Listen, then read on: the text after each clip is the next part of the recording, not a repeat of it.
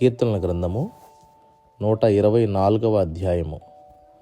మనుష్యులు మన మీదికి లేచినప్పుడు యెహోవా మనకు తోడయుండని ఎడల, వారి ఆగ్రహము మనపైని రగులుకొనినప్పుడు యెహోవా మనకు తోడయుండని ఎడల, వారు మనలను ప్రాణముతోనే మృంగివేసియుందురు. జలములు మనలను ముంచివేసియుండును, ప్రవాహము మన ప్రాణముల మీదుగా పొర్లిపారియుండును.